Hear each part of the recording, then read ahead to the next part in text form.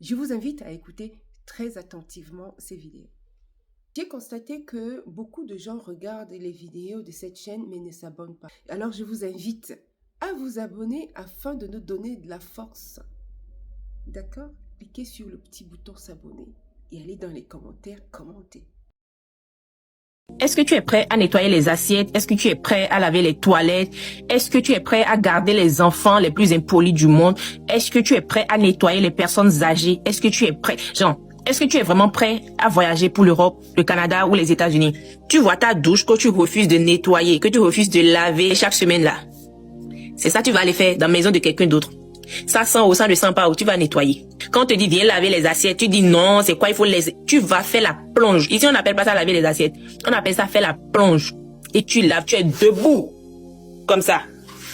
Et tu laves pendant des heures. C'est côté personnes âgées là. Tu vois de la même manière dont ta grand-mère, ton grand-père, ils viennent à la maison, ils font les trucs là et tu dis c'est quoi ça? Vraiment, tu vas faire ça, souriant. Donc tu vas les prendre, les nettoyer, leur dire de belles paroles et tout, les réconforter en fait.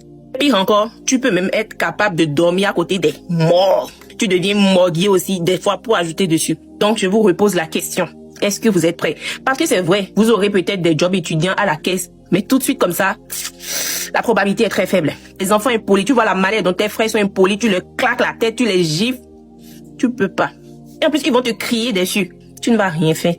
Tu vas juste dire, mais calme-toi, qu'est-ce qui se passe et tout. Côté études aussi, il y a ces aléas. Tu vas avoir les petits blancs qui vont te regarder très mal alors que tu leur as rien fait. Ils vont te critiquer, ils vont te traiter de singe, ils vont te rabaisser, t'humilier. Tu ne peux même pas les frapper en fait. Ces mêmes personnes-là avec qui tu vas former des groupes et travailler. Est-ce que tu te rends compte un peu de ce qui t'attend? Donc, comme vous le savez, moi, je ne vais pas venir vous montrer le côté bling-bling. Il y a beaucoup de personnes qui font ça déjà. Le côté sombre, le côté où personne ne veut en parler, c'est ça, moi, je vais toujours venir vous dire. Bref, c'est juste pour vous dire félicitations pour vos admissions. Bisous. Avant de passer à la deuxième vidéo, je vais déjà analyser celle-ci. Celle-ci a un point spécial et ensuite je vous mettrai la deuxième vidéo. Quand tu as réussi en Afrique, c'est pas la peine de venir en Occident. Tu n'as pas besoin de venir en Occident. Pas besoin. Il y a des personnes en Afrique qui ne doivent même pas rêver d'Occident, qui ne doivent pas en rêver parce qu'ils vivent très bien. Des personnes qui sont accomplies, qui ont un métier, un très bon travail, qui se débrouillent bien avec une bonne famille, bien installée et dans de superbes maisons. Ces personnes ne doivent pas rêver d'Occident. Et je pense que ces personnes doivent juste venir en Occident pour une visite, se faire plaisir et rentrer parce que ça ne sert à rien. Ça ne sert à rien de penser que tu vas tout abandonner en Afrique pour venir t'installer en Occident alors que tu as eu un très bon travail en Afrique, que tu as un très bon travail là-bas et que tu gagnes plutôt très bien ta vie et tu te dis, voilà, je m'en vais vivre en Occident. Ça ne sert à rien. Ça ne sert à rien parce que tu vas beaucoup souffrir. Tu auras beaucoup de mal parce que tu devras, oui, t'habituer à des petits métiers. Tu devras peut-être de cadre supérieur que tu es. En Afrique, tu viens être balayeur de rue en Occident malgré tous tes diplômes, malgré toutes tes compétences. Tu seras certainement éboueur quelque part. Des cadres supérieurs, tu devras être peut-être ouvrier agricole en forêt quelque part pour récolter les fraises, les raisins, les abricots, les oranges, oui. De cadre sup dans une CAC 40 en Afrique, tu devras, oui, être agent de sécurité ici en Occident. Donc, c'est pas la peine de rêver d'Occident quand on a atteint un certain niveau en Afrique que vraiment pour des visites. Moi, c'est ce que je conseillerais, vraiment pour des visites, rien d'autre. Si on t'a expliqué la vie en Occident et que tu dis que tu as compris, c'est qu'on t'a mal expliqué. Que, oh, mon pays de rêve, c'est le Canada. Oh, mon pays de rêve, c'est les États-Unis. Je vais aller en France. Rapidement, tu trouves un permis de travail ouvert. On te propose 20 dollars, 17 dollars de l'heure. Rapidement, tu fais le calcul en francs CFA. Oups, tu tombes à la renverse.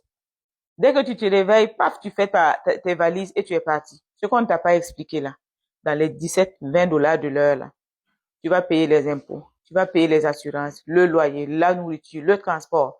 À la fin du mois, zéro investissement, zéro épargne, 0 dollar envoyé à tes parents qui sont restés au pays. Mais heureusement pour les ambitieux, il y a des alternatives. Si tu veux les savoir, reste connecté avec moi. La vie en Afrique est 1000 fois mieux que la vie en Europe. Oui! Qu'est-ce que tu dis comme ça? On pose, dit que non, oh, celui-là raconte même quoi. La vie en Afrique est 1000 fois mieux qu'en Europe. En Afrique, il faut même maintenant la situation. En Afrique, tu peux manger comme tu veux. Tu veux te lever, tu manges la tchéké, tu manges le poisson braisé, tu manges le ndolé. Petit, en Europe, la vie c'est monotone. Chaque jour, c'est la même chose. Donc, c'est école, manger, dormir. École, manger, dormir. Quand tu finis, tu travailles. C'est travail, manger, dormir. Et chaque jour, ça ne change pas, petit. Il n'y a pas les machins que quand tu es en Afrique, tu vas dire que bon, le soir, il faut que je me trouve avec les combis, peut-être, on peut boire une bière quelque part. Ou bas. Tu vas voir ça où, ici, petit? Tu vas voir ça où? Les gars, moi, je dis non, il va voir ça, petit. Ne venez pas bien, moi, je vous dis non. Ça fait 2 ans que je réside en Italie, mais sans vous mentir, j'aime ma vie que j'avais au Cameroun, je vous assure. J'aime ma vie que j'avais au Cameroun. Je n'aurais pas dû voyager. C'est ce que je vois au fond de moi, j'aurais pas... J'étais déjà bien au Cameroun. J'étais stable au Cameroun. J'avais déjà oublié toute ma valise de diplômes que j'ai énumérée dans une de mes vidéos ici. J'étais déjà une boss lady au Cameroun. Les gens de Bepanda me connaissent, les gens de Douala, Bepanda. J'étais déjà une boss lady. Je tournais mon mobile money, Orange Money, personnel, à plus de 4 millions. J'avais mon argent. Je ne pouvais pas manquer même mes 350 000 à la fin du mois. J'avais mon argent. Mais au fond de moi, j'étais insatisfaite. Je disais, oh, j'ai beaucoup de diplômes, il faut que j'aille en Europe, je ne peux pas voir ce que l'Europe peut me donner et tout. Me voici, depuis que je suis en Europe, chaque année, je rentre encore au Cameroun. Chaque année, je retourne au Cameroun. Mais je n'aime pas ma vie de l'Europe si le Cameroun est bien pour moi.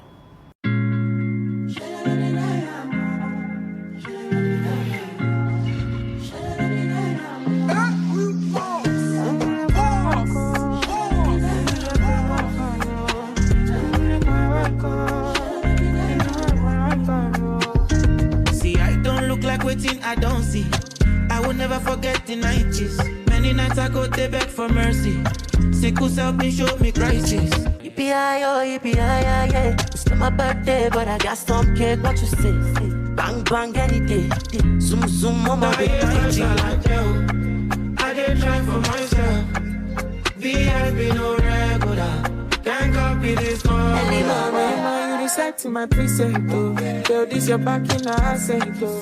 Come make you spend on my strength, oh. Say this your body in a project, oh, oh, oh. Malija, I want better. Que je m'en vais en Occident, après toi à commencer très bas. Après toi à faire des métiers, en fait, que tu n'aurais jamais rêvé de ta vie. Tu as toujours eu l'habitude d'avoir des employés, des femmes de ménage, celles qui viennent t'accueillir quand tu rentres ta voiture chez toi, le chauffeur, le gardien qui t'ouvre la porte quand tu arrives, la femme de ménage, celle qui te fait à manger, celle qui garde tes enfants, celle qui chez tes enfants à l'école, celui qui vient tenir ton sac quand tu rentres du travail.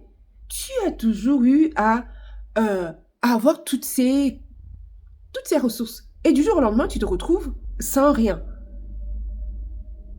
Et encore pire, tu devras retourner à la case départ qui est d'être ménagère ou aide à domicile quelque part. Oui, il y en a beaucoup.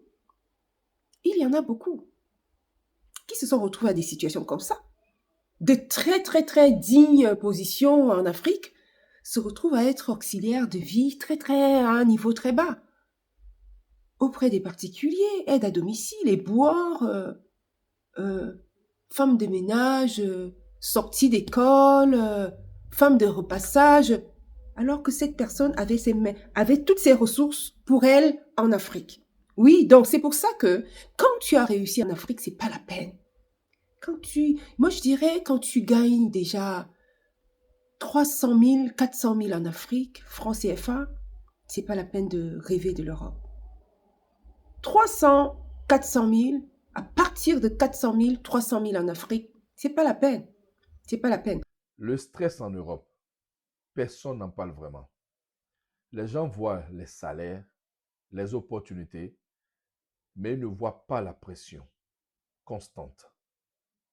Le fait que tu dois toujours penser au travail, aux factures, à l'argent, à ton avenir, tu n'es jamais vraiment tranquille. Même quand tu te reposes, ton esprit continue de réfléchir. Et petit à petit, ça fatigue mentalement. Ça te change. Ça te rend plus fermé, plus sérieux et parfois même plus distant. Dis-moi, tu comprends ce stress ou pas? Depuis que je suis arrivé en France jusqu'à aujourd'hui, je n'ai jamais passé une semaine sans stresser. Le stress et les problèmes font partie de ma vie désormais. Si vous voyez quelqu'un en route ici qui parle seul en France, ne vous moquez pas de lui. Votre tour n'est pas encore arrivé. Peut-être à votre tour, vous allez marcher même nu. Il y a souvent des Africains ici, des étrangers qu'on voit parler seuls dans la rue. On pensait qu'ils sont fous, non? Je comprends maintenant nos grands frères qui ont passé 20 ans ici en France et qui n'appelaient pas la famille. On se plaignait au bled en Afrique qui n'appellent pas. On ne comprenait pas qu'ils avaient trop de problèmes. Et ça s'aggrave de jour en jour. Pire encore si tu es célibataire, tu n'as même pas ta copine ou alors un copain avec qui parler. Tu vas lire ici. Je vais venir en Europe, je vais venir en Europe. Ah! Quand on était pays, je vais aller en Europe, je vais aller en Europe. Quand je vais arriver en Europe là, tu arrives même là. La vie est monotone, la monotonie. Maison, boulot, maison, manger, dormir, boulot, maison, manger, dormir. La vie est monotone, comme le monsieur le dit. C'est pas facile pour un Africain d'être en Europe, hein. Surtout au début. Même un simple bonjour, tu ne gagnes pas. Et tu dis bonjour aux gens aussi, ils ne te répondent pas. Manger, au boulot, dormir, il n'y a personne. Alors qu'en Afrique, toi, tu as l'habitude de manger en groupe souvent, avec la famille, les amis. Vous te retrouvez toujours, quoi. Mais ici, il n'y a personne. Tu quittes le boulot, tu es chez toi, tout seul. C'est pas facile, hein. Il y a des gens même qui perdent la tête juste pour ça. Qu'est-ce que vous en pensez? Il n'y a pas quelque chose qui me fait plus rire que les Africains qui sont en Europe. Tout le monde était en Afrique avec toutes les opportunités de l'Afrique. Tout le monde a quitté là-bas pensant que c'est une fois en Europe qu'on va être riche. Maintenant, on est tous là. Mais on veut tous encore retourner au pays pour être riche, pour investir là-bas et être riche. On était là-bas, hein, on a quitté là-bas. On a dit non, nous, on va aller en Europe. On va aller travailler, on va bosser dur, on va finir les études là-bas et puis on va trouver un bon boulot qui paye bien. On va construire un immeuble au pays. On va prendre toute la famille en charge. Maintenant, on est là. Ceux qui ont papier, ceux qui n'ont pas papier, ceux qui travaillent, ceux qui ne travaillent pas, c'est la même chose. Tout le monde vit la même chose. Voilà. Une seule vision maintenant, une seule idée, un seul objectif, comment retourner au pays pour investir. Avec les oncles qui sont là-bas, qui nous attendent, avec les tantes. Les rares sont ceux qui ont le courage de laisser leur boulot ici pour aller là-bas. La plupart des Africains noirs qui sont nés et qui ont grandi ici en Occident, généralement ne réussissent pas dans la vie. Je ne sais pas si je suis la seule à avoir remarqué ça, mais quand je vais dans des universités ici en Allemagne, si je rencontre un noir qui fait des études, généralement c'est un noir qui a fait son baccalauréat en Afrique et qui est venu ici là pour faire des études. C'est très rare de voir un noir qui a grandi ici arriver à faire des études. Ou alors même avoir un baccalauréat et pouvoir faire des études. C'est très très rare. Très très rare. C'est parce que le système dans plusieurs écoles ici en Occident essaie subtilement, dès le bas âge, d'éteindre l'étoile des enfants noirs. Ce n'est pas officiel, mais c'est vrai. J'ai eu à dialoguer avec les institutrices. Ici, là, dans les écoles primaires, des écoles maternelles. Généralement, subtilement, ils essaient d'orienter toujours des enfants noirs vers un avenir sombre. C'est pour ça que quand on a des enfants en Occident en tant que personne noire, il faut doubler de vigilance. Ne faites pas confiance aveuglement aux instituteurs, aux maîtresses qui vont venir vous dire non, votre enfant souffre de problèmes d'apprentissage et tout. Il ne faut pas les croire facilement. Il ne faut pas croire. Il faut doubler de vigilance parce que dès le bas âge, on éteint l'étoile des enfants noirs ici. Là. Le système sait, ça c'est vrai, mais ce n'est pas officiel. Mais la preuve est que la plupart des enfants noirs qui sont nés ici, là, ils ne réussissent pas.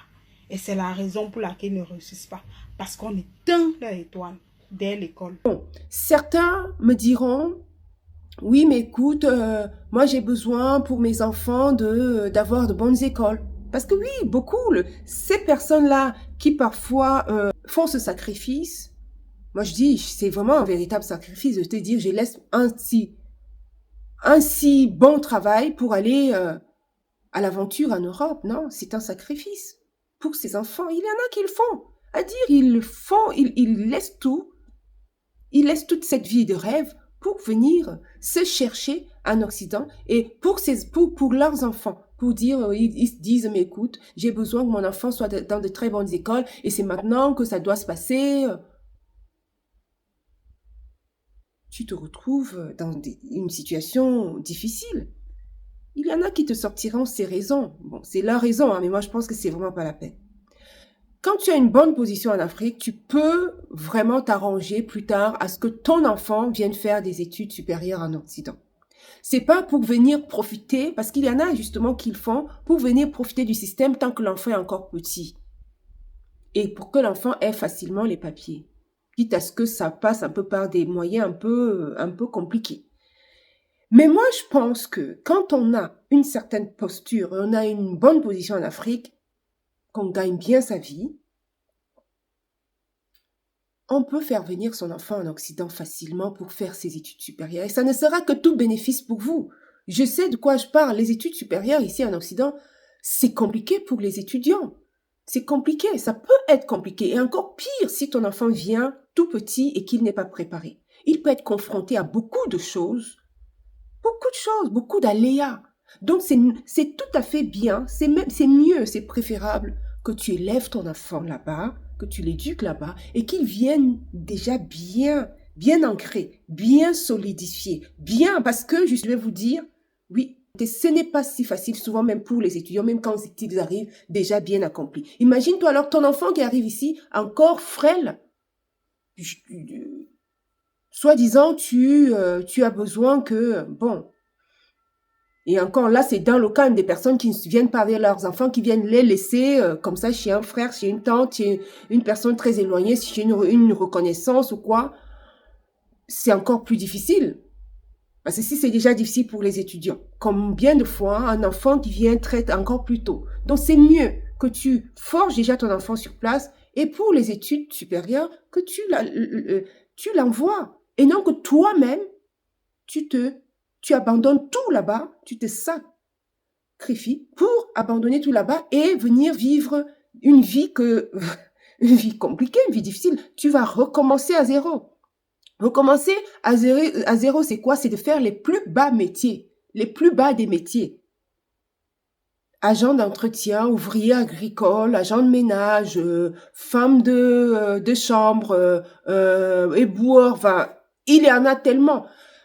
Je le dis comme ça, je ne dis pas que ces métiers-là, ce sont des métiers, ce sont des personnes qu'on doit, minimiser. Je dis juste, c'est de la réalité. C'est ça qu'on a constaté que beaucoup d'immigrés, beaucoup de personnes qui viennent d'Afrique, beaucoup font ces métiers-là ici en Occident. Donc tu te dis que non, tu te dis, prépare-toi qu'en venant, tu vas faire ces métiers-là pour commencer. Et même pour finir, tu n'auras pas autre chose. Parce qu'imagine-toi quand tu abandonnes ton boulot, ton bon travail là-bas, en tant que cadre sup, même cadre moyen, tu viens ici, je veux dire, tu vas commencer très bas. Et si tu arrives, peut-être que tu as 40, 45 ans, il faut te former, hein, pour déjà avoir tes papiers et ensuite te former.